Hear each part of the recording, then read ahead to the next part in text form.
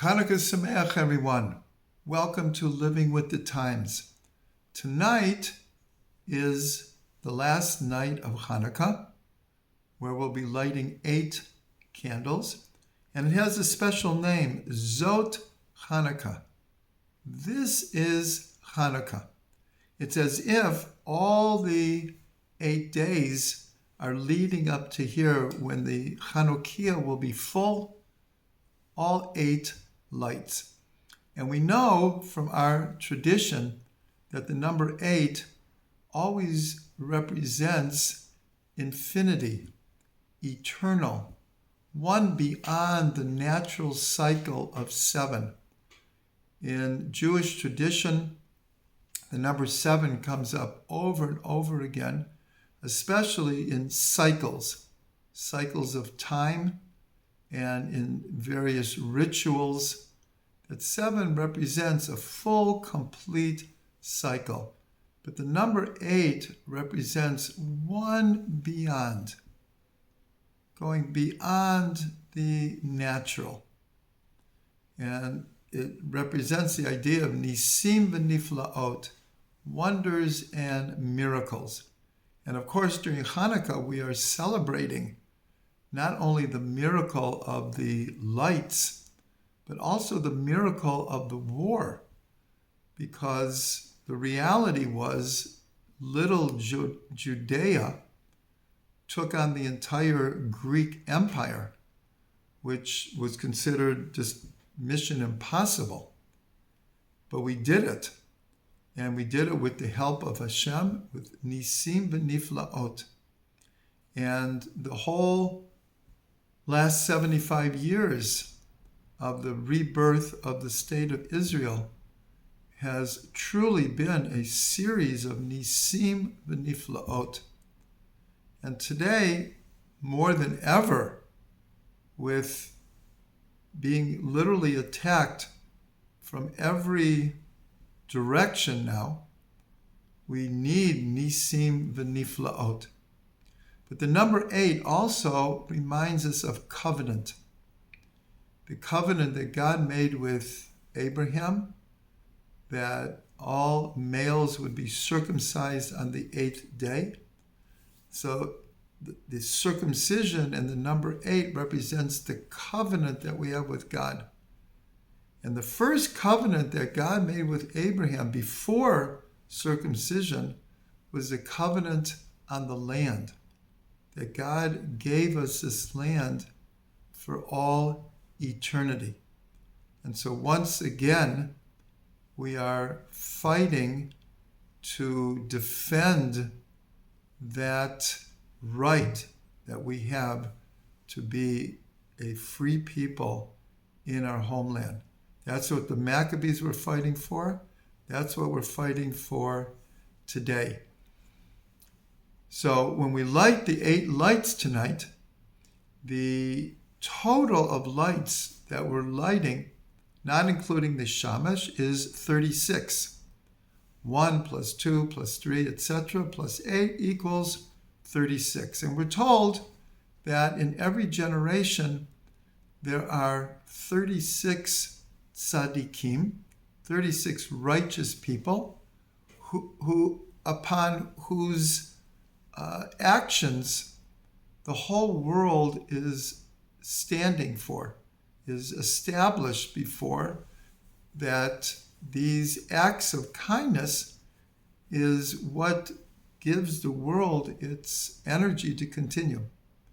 And we also have this idea of 36 hidden tzaddikim that we don't even know sometimes who they are, but their actions are upholding the whole world.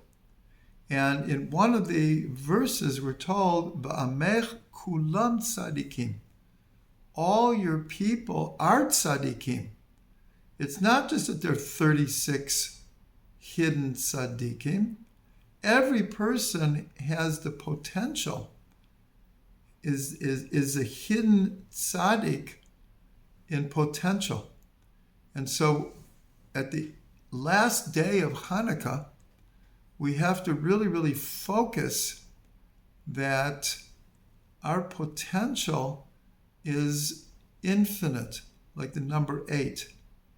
And our covenant with God is eternal. And that gives us incredible strength to accomplish and to break through all obstacles on a personal level and on a national level.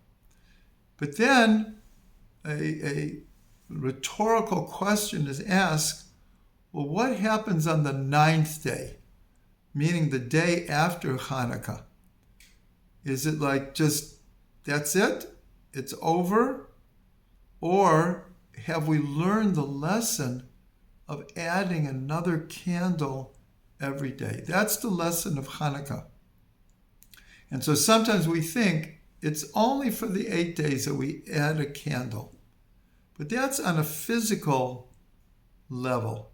On a spiritual level, the secret of Chanukah, the strength that we're supposed to get from Chanukah, is that we should continue adding light to our inner world and through our actions add light to the world.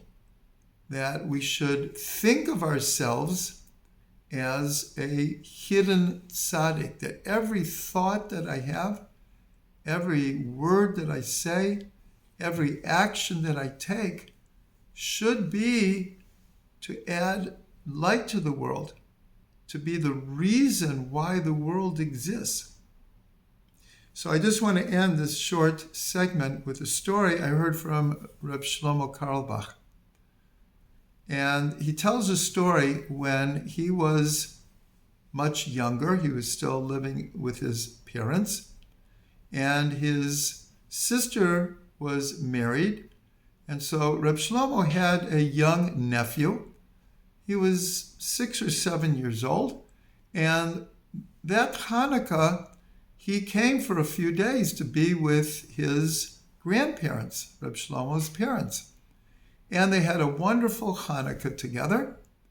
And the next day, he stayed over as well. And it became nightfall. And Reb Shlomo hears that he's on the phone and he's talking to his parent, but he's crying. And Reb Shlomo's listening, and he understands that the little boy's parents are saying, why are you crying? And he said, because Saba and Savta won't light the Chanukah candles. They won't light the Chanukah candles. And he was just crying. He didn't understand that Chanukah technically was over. But Reb Shlomo said he learned such an important thing. It was that, of course, we should be lighting more candles. Of course, the little boy expected Chanukah to last forever.